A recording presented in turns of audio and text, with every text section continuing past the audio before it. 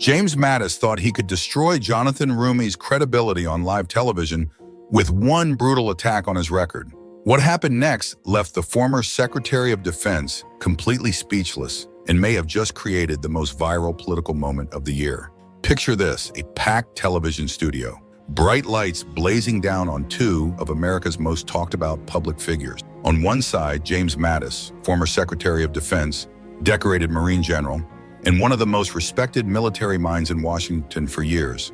On the other side, Jonathan Roumie, the 48-year-old actor and newly elected representative from California, who's been making waves with his fearless, values-driven approach to politics. Mattis walked into that studio thinking he was about to school a freshman representative. He had his talking points ready, his attack lines prepared, and his signature stoic confidence on full display. But what he didn't expect was that Roumie had done his homework too. And when he fired back, it wasn't just a response. It was a political earthquake that left everyone in that room stunned. The moment that followed has already been viewed millions of times, shared across every social media platform, and turned into countless memes. Political insiders are calling it a career-defining moment. Critics are saying it changed the entire dynamic of how Washington veterans interact with the new generation of leaders. But before we dive into exactly what happened, make sure you're subscribed to this channel and hit that notification bell, because what you're about to witness is the kind of political drama that defines careers and reshapes power structures. And trust me, you're going to want to see every second of this showdown. The tension in that studio was electric. You could feel it through the screen. Two completely different political worlds were about to collide, and only one person was walking away victorious. To understand why this confrontation was so explosive, you need to know exactly who these two powerhouses are and what they represent. James Mattis is the epitome of the Washington establishment's military wing. At 73 years old, he's built a career that reads like a decorated resume from central casting. Marine Corps veteran, I remember, 4-star general, commander of forces in Iraq and Afghanistan, and Secretary of Defense. For decades, he's been one of the most influential voices in American national security and military strategy. Mattis served at the highest levels during some of the most challenging conflicts in recent memory. He's advised presidents, commanded thousands of troops, and earned the respect of allies and adversaries alike. When he speaks, people listen. When he criticizes, careers can end. He's not used to being challenged, especially not by someone with a fraction of his governmental experience. His speaking style is methodical, authoritative, and designed to remind everyone in the room that he's been dealing with life and death decisions while others were still figuring out their careers. He carries himself with the quiet confidence of someone who's held real power at the highest levels of government and military command. On the complete opposite end of the spectrum is Jonathan Roumie. At 48, he represents everything that terrifies the old guard in Washington. He's a public figure from the arts, he's fearless, and he absolutely refuses to be intimidated by titles or reputations. Roumie didn't come from the typical political background. He's an actor widely known for his portrayal of Jesus in The Chosen, who spent years connecting with audiences before ever setting foot in Congress. He's dealt with public scrutiny, intense emotional performances, and high-stakes projects where the very message of his work hung in the balance. The man knows how to connect, and he's never backed down from a challenge to his convictions. Since arriving in Congress, he's made a name for himself by asking the questions that make establishment figures uncomfortable. He doesn't play the traditional Washington game of polite disagreement in diplomatic language. When he sees something wrong, he calls it out directly regardless of who gets offended, often framing his arguments with a moral clarity that resonates beyond typical policy debates. His communication style is eloquent, deeply passionate, and designed to cut through political nonsense with an appeal to shared values. He speaks in a way that regular Americans can understand, often using relatable stories and a lack of bureaucratic double talk that Mattis's generation perfected. And most importantly, he's not impressed by resumes or past accomplishments when he sees current problems that need addressing. The stakes of this confrontation couldn't be higher. This wasn't just two politicians disagreeing on policy. This was a clash between the old way of doing politics, rooted in institutional experience and military might, and the new generation that's demanding change, often from unexpected backgrounds. Mattis represented decades of strategic thinking, traditional power structures, and the belief that military experience and credentials should command automatic respect. Roumie represented the growing movement of leaders who believe that past titles don't give you a free pass if your current positions are wrong. He's part of a new breed of politicians who think that connecting with people on a deeply human level and advocating for values matters more than having fancy government positions. The audience knew they were about to witness something special. When these two worldviews collide, sparks fly. And in this case, those sparks were about to become a full-blown political wildfire. The moderator had barely finished the introductions when James Mattis decided to go nuclear. He didn't waste time with pleasantries or warm-up questions. He looked directly at Jonathan Roumie with the kind of stare that had commanded battalions and launched into his attack. "Let's talk about records, shall we?" Mattis began, his voice carrying that familiar gravelly tone of authority that had echoed through Pentagon briefing rooms. Representative Roumie has been in office for less than 2 years, and already he's managed to accomplish what many would consider impossible, making himself completely irrelevant to any serious national security or strategic discussions. The studio audience shifted uncomfortably. This wasn't the typical political sparring they were expecting. This was personal. Mattis continued, warming up to his theme. "While I was leading troops in combat, advising presidents on global threats, and maintaining relationships with our most important allies, where was the representative? Playing a role in a television series and engaging in online activism." He paused for effect, letting his words hang in the air. "The American people deserve leaders who understand the complexities of global power and military readiness, not actors who think viral monologues constitute foreign policy experience." The camera caught Roumie's expression. Instead of looking defensive or intimidated, he appeared almost reflective. He leaned back in his chair, a slight, knowing smile playing at the corners of his mouth. It was the look of someone who had been waiting for exactly this moment. Mattis wasn't finished. He had clearly prepared for this moment, and he was going to use every bit of ammunition he had. Let's examine his actual legislative record, shall we?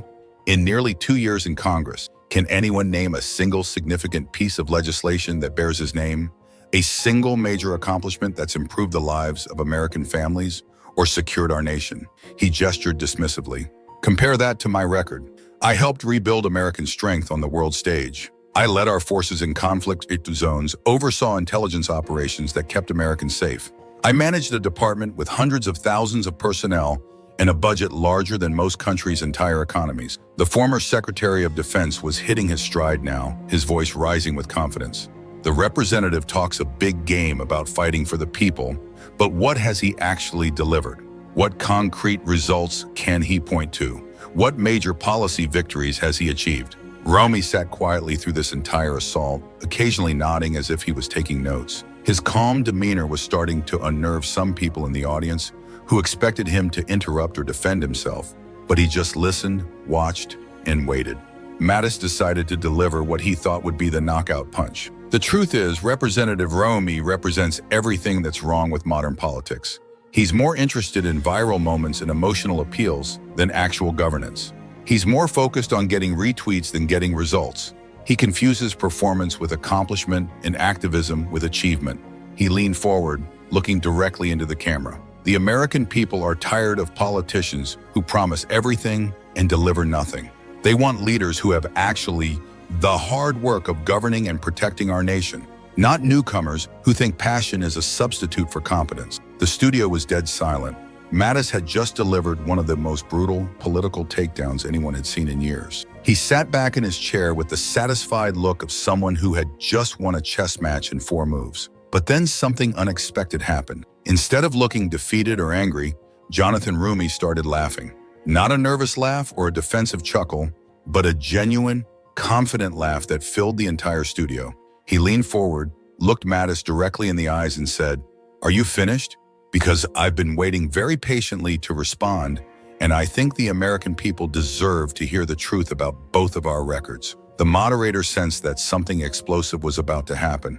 The camera operators adjusted their positions. The audience leaned forward in their seats. Even Mattis, despite his outward confidence, seemed to realize that he might have just walked into a trap. Roumie's smile widened. "Secretary Mattis, you've had your say. Now it's my turn." Jonathan Roumie stood up slowly, deliberately. The movement was so unexpected that even the camera operators had to adjust. He wasn't following the typical TV debate playbook, where everyone stays seated and speaks in measured tones. He was about to turn this into something completely different. "Secretary Mattis," he began, his voice calm, but carrying a resonant power that cut through the studio's silence. "You just spent several minutes talking about your impressive resume. 4-star general, Secretary of Defense, Marine Corps veteran. Very impressive, but you left out a few details that I think the American people should know about." He walked a few steps closer to where Mattis was sitting. Mattis remained seated, but his stoic expression was starting to show cracks. "Let's talk about your record as Secretary of Defense, shall we? Since you brought it up." Roumie's ability to connect and command a stage was showing now. He wasn't just responding to his attack, he was building a case. "You mentioned leading troops and securing our nation. What you didn't mention is that during your tenure, we saw a record rise in veteran homelessness and mental health crises, while defense contractors saw their profits soar. You want to talk about national security? How about explaining to these folks how we went from promising to take care of our veterans to leaving thousands of them on the streets, struggling with the very wounds of the wars you commanded?" Mattis's face was starting to redden, but Roumie was just getting started. "And those strategic decisions you mentioned that supposedly kept us safe, would those be the same decisions that led to prolonged deployments in zones without clear objectives, increasing the human and financial cost of conflicts that the American public was wary of?" He paused, letting that information sink in. The studio audience was completely captivated. This wasn't the usual political back and forth they were used to seeing. This was a systematic dismantling of a political reputation in real time, infused with a moral perspective. "But here's what really gets me, Secretary Mattis. You want to compare our records? Let's do that.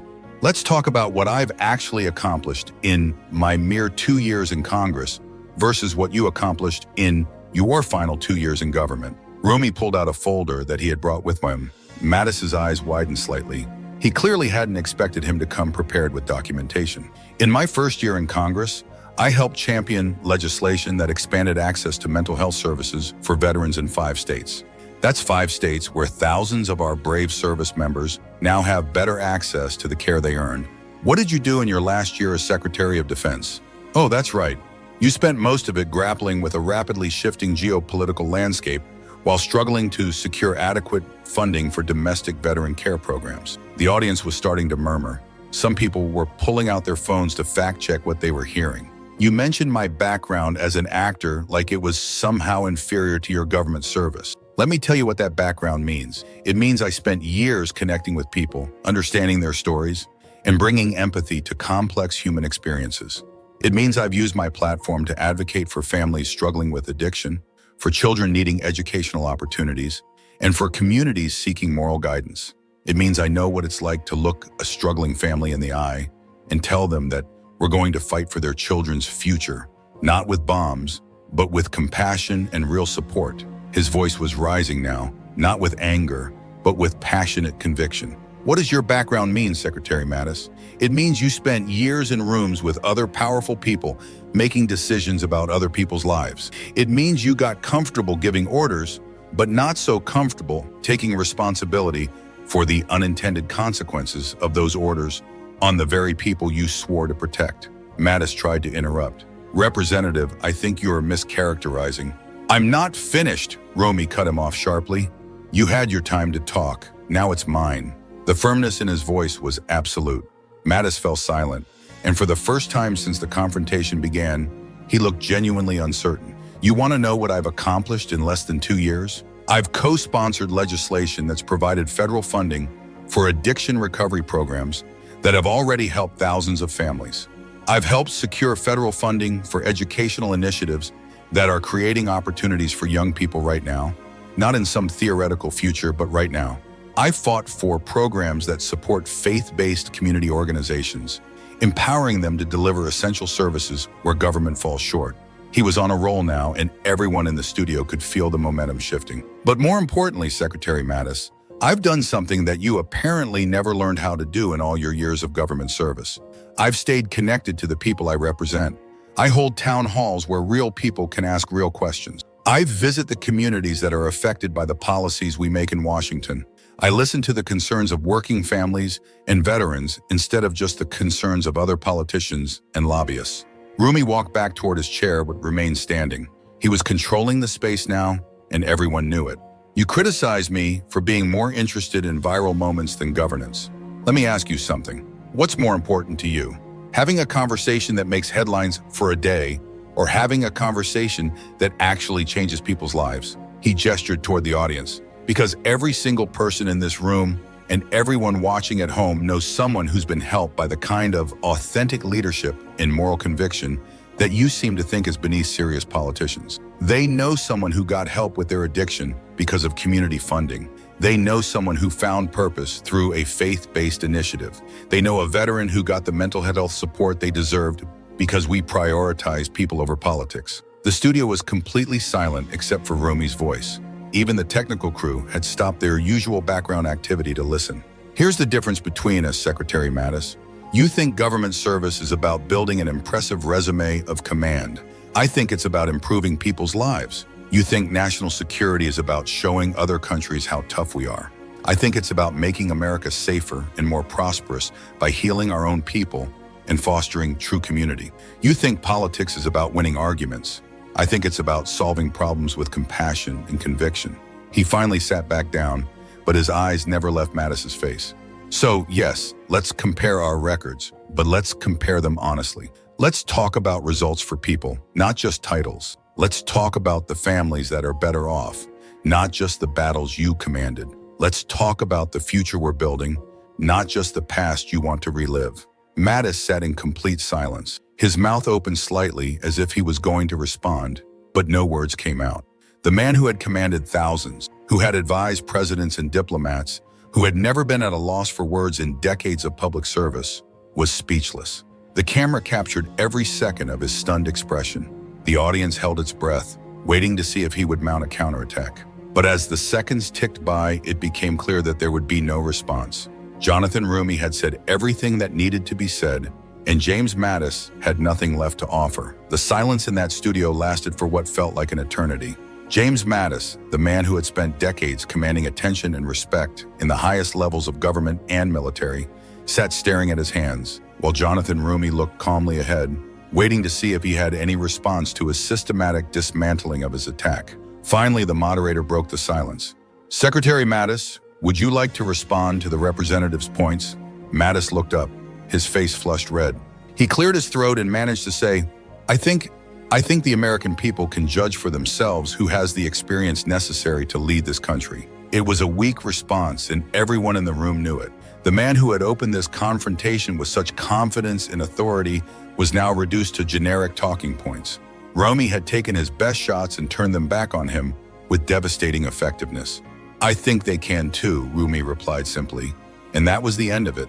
Within minutes of the show ending, social media exploded. The confrontation was being shared, analyzed, and memed at lightning speed. The hashtag Roumie Rising was trending within an hour, followed quickly by #Mattis muted and #authentic leadership. Political commentators across the spectrum were forced to acknowledge what had just happened. Even those who disagreed with Roumie's politics admitted that he had delivered one of the most effective political responses in recent memory. A veteran political journalist tweeted, I've covered politics for 30 years. What Jonathan Roumie just did to James Mattis was a masterclass in how to handle an attack from an establishment figure. He didn't just defend himself. He went on offense with facts, passion, and authenticity. Conservative commentators were split. Some tried to defend Mattis by arguing that Roumie was grandstanding or being disrespectful, but others admitted that he had walked into that confrontation unprepared and overconfident and had paid the price for underestimating his opponent. Liberal commentators were ecstatic. They saw the exchange as proof that the new generation of Democratic leaders wasn't going to be intimidated by Republican attacks based solely on credentials and experience. Several noted that Roumie had effectively used Mattis's own record against him while simultaneously defending his own accomplishments. But perhaps the most interesting reactions came from political moderates and independents. Many of them expressed frustration with both parties' tendency toward personal attacks and negative campaigning, but they saw Roumie's response as different. He hadn't just attacked Mattis personally. He had systematically addressed his criticisms with specific policy examples, concrete achievements, and a powerful moral framework. One independent voter posted on social media, I don't agree with everything Roumie stands for, but I respect how he handled that attack. He didn't whine or play victim. He came prepared with facts and fought back effectively. That's the kind of leadership we need more of. The video clips of the confrontation were viewed millions of times across all platforms. News programs played the exchange in its entirety. Late-night comedy shows turned Mattis's stunned silence into comedy gold. Political podcasts dedicated entire episodes to analyzing what had happened and what it meant for the future of American politics. But the impact went beyond just social media buzz and news coverage. Political insiders in Washington began reassessing how they approached conflicts with younger, non-traditional members of Congress. The old playbook of attacking inexperience and credentials was clearly no longer guaranteed to work against politicians who knew how to research their opponents and fight back effectively. Several veteran Congress members privately admitted that they were impressed by Roumie's performance. One Republican senator speaking anonymously said, "Whether you agree with his politics or not, you have to respect how he handled that situation." He didn't let Mattis's reputation intimidate him, and he came prepared with real information to back up his responses. That's how you earn respect in this town. Democratic leadership was thrilled. They had been looking for younger members who could effectively communicate the party's message while also standing up to Republican attacks. Roumie had just proven that he could do both at the highest level, with an added layer of moral authority. Within days, his schedule was packed with interview requests from major news programs. Political organizations were reaching out about speaking engagements. His congressional office reported a massive spike in positive constituent contacts from around the country. But perhaps most importantly, the confrontation changed how Roumie was perceived by his colleagues in Congress. He had proven that he wasn't just another freshman representative who could be dismissed or ignored. He was a serious political force who had to be taken seriously. The implications for James Mattis were less positive. While he maintained his core supporters, the confrontation had clearly damaged his image as an unflappable political veteran and strategic mind. Political commentators began questioning whether his potential future influence would be viable if he couldn't handle challenges from opponents who were prepared to fight back with an unexpected blend of facts and moral appeal. Several major Republican donors privately expressed concerns about Mattis's performance. One donor, speaking on condition of anonymity, said, "Jim has always been seen as someone who could handle any political situation, but that exchange made him look unprepared and overconfident. In today's political environment, you can't afford to underestimate your opponents." The confrontation also sparked a broader conversation about the changing nature of American politics. Political scientists and commentators noted that traditional advantages like government experience and establishment support were becoming less important than the ability to connect with voters, communicate authentically, and articulate a clear moral vision. Dr. Sarah Mitchell, a political science professor at a major university, wrote in an analysis piece, "What we witnessed wasn't just one politician defeating another in a debate. It was a demonstration of how political power is shifting in America. Credentials and experience still matter, but they're no longer enough by themselves. Today's voters want authenticity, preparation, and the ability to deliver concrete results, often from unexpected voices." The weeks that followed the confrontation saw a transformation in how American political discourse was conducted. Television producers across the country began booking more confrontational segments, hoping to capture lightning in a bottle again. Political debate formats were redesigned to encourage more direct engagement between opposing figures. News organizations found themselves competing to book Roumie for follow-up interviews. Every major network wanted him to respond to Mattis's subsequent attempts to save face. Cable news programs began advertising exclusive responses and never-before-seen footage from the original confrontation. Mattis, meanwhile, found himself in an increasingly difficult position. His attempts to clarify his statements or provide context were consistently overshadowed by clips of his speechless moment. Political comedians had turned his silence into a running gag. Late-night shows played the clip nightly, each time adding new commentary or sound effects. The confrontation's impact extended into academic circles in unexpected ways. Political science departments across the country began requiring students to analyze the exchange as part of their coursework. Communication professors used it as an example of effective crisis management and counter-narrative techniques, especially when blending facts with a values-based argument. Several scholarly papers were published examining the confrontation from different angles: rhetorical analysis, the role of public figures and faith in political discourse, generational shifts in political communication, and the importance of preparation in political success.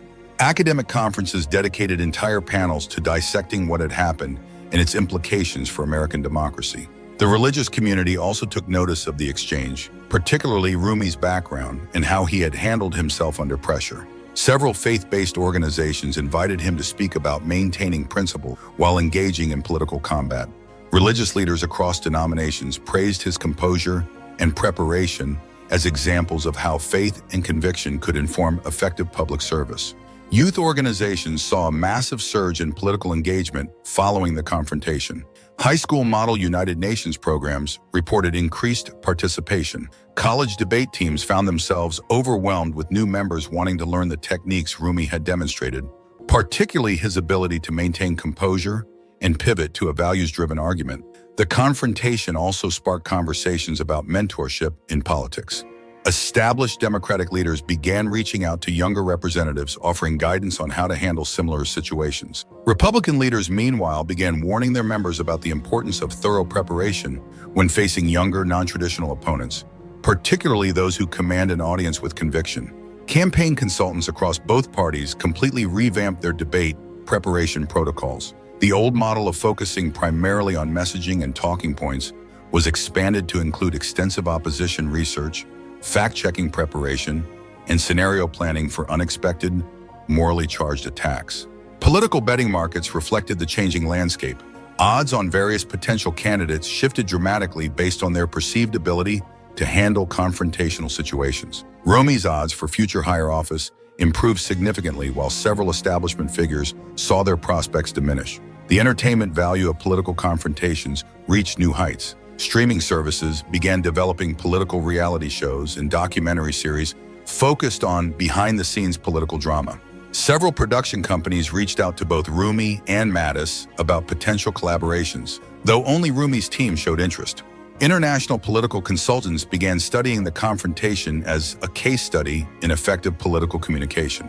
Several foreign political parties hired American consultants specifically to teach their candidates Roumie-style preparation and response techniques, emphasizing authentic communication over rigid talking points. The confrontation also had unexpected effects on political fundraising across the country. Small dollar donations to progressive candidates surged in the weeks following the exchange, with many donors specifically citing Roumie's performance as their motivation. Grassroots fundraising organizations reported their most successful month in years, with thousands of new donors making their first political contributions. Conservative fundraising, meanwhile, faced new challenges. Several major Republican donors privately expressed concerns about supporting candidates who might face similar confrontations without adequate preparation. One prominent donor admitted, "We can't keep funding politicians who get embarrassed on national television. The optics are terrible, and it reflects poorly on our entire movement." The arts and entertainment communities took particular interest in how Roumie's background as an actor had prepared him for the political arena. Acting guilds across the country began hosting seminars on From Stage to Congress, examining how performance training could translate into effective political communication and public advocacy. Film schools started tracking their graduates who entered politics more closely, using Roumie's success as a recruitment tool. Several prominent production companies began encouraging their talent to consider public service, recognizing that the skills developed in public performance could be powerful assets in political combat.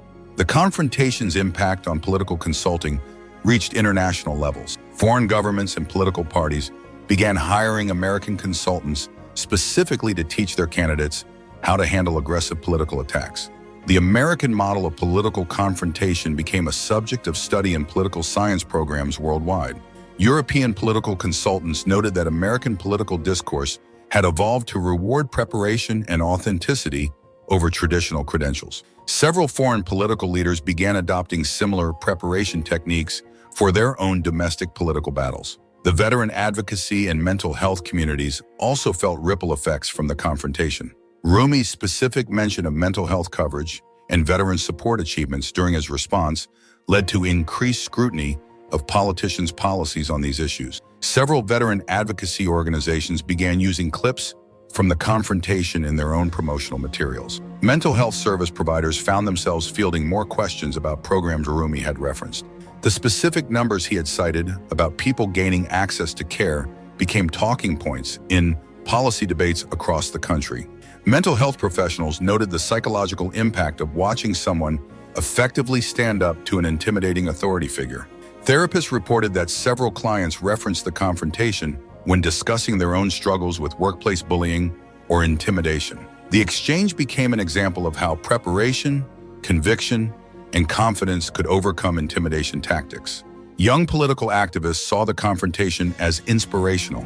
Many posted on social media about how Roumie's performance had motivated them to get more involved in politics or to consider running for office themselves.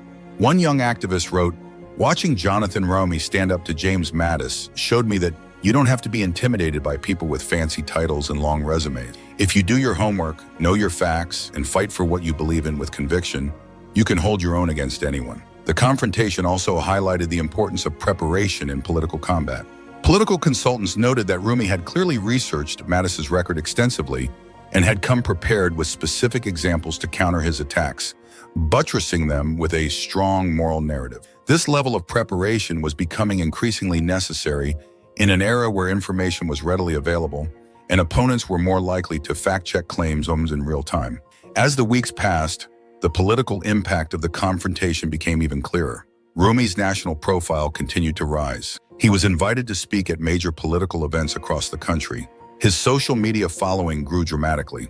Political commentators began mentioning him as a rising star in his party. Meanwhile, behind the scenes, political strategists from both parties were analyzing every aspect of the confrontation to understand what had gone wrong for Mattis and what had gone right for Roumie. Republican consultants held emergency meetings to discuss how to prevent similar disasters in the future.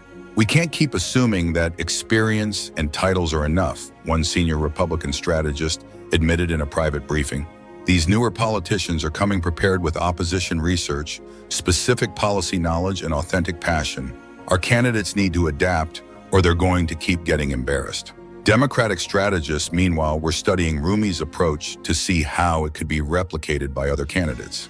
They identified several key elements: extensive preparation, willingness to go on offense rather than just defense, use of specific policy examples rather than generic talking points, and the ability to remain calm under pressure while delivering devastating, morally grounded counterattacks. The medical and scientific communities also took notice of the psychological aspects of the confrontation. Several psychologists wrote analyses of how Roumie had managed to maintain composure while under attack and how Mattis's confidence had visibly crumbled when his assumptions were challenged. Dr. Jennifer Walsh, a psychology professor specializing in communication under pressure, noted, "Roumie demonstrated classic techniques for handling hostile confrontations. He remained physically calm, spoke clearly and deliberately, and never raised his voice even when delivering his most pointed critiques, instead channeling his passion into conviction." Meanwhile, Mattis showed classic signs of someone who wasn't prepared for effective pushback: physical tension, flushed face, and ultimately speechlessness. The entertainment industry began reaching out to Roumie's team almost immediately. Late-night comedy shows wanted him as a guest. Documentary filmmakers expressed interest in following his career. Book publishers inquired about potential memoir deals, exploring his journey from acting to politics. But perhaps most significantly, the confrontation changed how ordinary Americans viewed their relationship with political leaders. Thousands of people posted on social media about feeling inspired to become more politically engaged. Voter registration drives saw spikes in participation, particularly among younger demographics who identified with Roumie's authentic approach. Civic engagement organizations reported increased interest in their programs. High school students began asking more questions about how to get involved in politics. College campuses saw the formation of new political clubs focused on authentic leadership and preparation over privilege. The confrontation also had unexpected effects on the entertainment and media industries. Streaming platforms began developing content focused on political confrontations and behind-the-scenes political drama. Several major networks announced plans for new shows examining political communication and debate techniques. Political meme culture exploded around the exchange. Creative content creators produced hundreds of videos, images, and remixes of the key moments. The phrase, "Are you finished?" became a popular response to perceived political grandstanding across social media platforms. The confrontation had lasting effects on how political debates and confrontations were conducted. Other politicians, both Republican and Democrat, began preparing more thoroughly for potential hostile interviews and debates. The days of relying solely on reputation and experience to win political arguments were clearly coming to an end. Political training organizations began offering new courses on how to handle aggressive attacks from opponents, specifically addressing how to engage with emotionally resonant arguments in non-traditional backgrounds. Communications consultants found themselves in high demand as politicians realized they needed to be prepared for more sophisticated and well-researched opposition. The exchange between James Mattis and Jonathan Roumie became a defining moment in modern American politics. It demonstrated that political power was shifting, that traditional advantages were no longer guaranteed to work, and that the new generation of political leaders, even from unexpected backgrounds, was prepared to fight back against establishment attacks with facts, preparation, and authentic, values-driven passion. As the dust settled, one thing was clear: American politics had changed. The old rules no longer applied, and anyone who wanted to succeed in this new environment would need to adapt or be left behind. For Jonathan Roumie, the confrontation was a career-defining moment that established him as a force to be reckoned with in American politics, proving that genuine connection and conviction could be more powerful than decades of military command. For James Mattis, it was a harsh lesson in the dangers of underestimating opponents and relying too heavily on past accomplishments without adapting to new forms of political engagement. But for the American people, it was something even more important: proof that their representatives could stand up for themselves and their values, even when facing the most experienced and intimidating opponents. In a political environment where many people felt disconnected from their leaders, Roumie's performance reminded everyone that effective representation was still possible, and that true leadership could emerge from unexpected places. The video of that confrontation will likely be watched and analyzed for years to come. Political historians will study it as an example of how power dynamics shifted in early 21st century American politics. But for everyone who watched it happen live, it was simply an unforgettable moment when David faced Goliath. And if you enjoyed watching this political earthquake unfold, make sure you are subscribed to this channel and hit that notification bell, because in today's political environment, moments like these can happen anywhere, anytime, and you won't want to miss the next time an establishment figure gets schooled by someone they thought they could intimidate. The political landscape is changing rapidly, and we'll be here to break down every shocking confrontation, every unexpected victory, and every moment that reshapes American politics. Trust me, after what we just witnessed, there's going to be plenty more where that came from.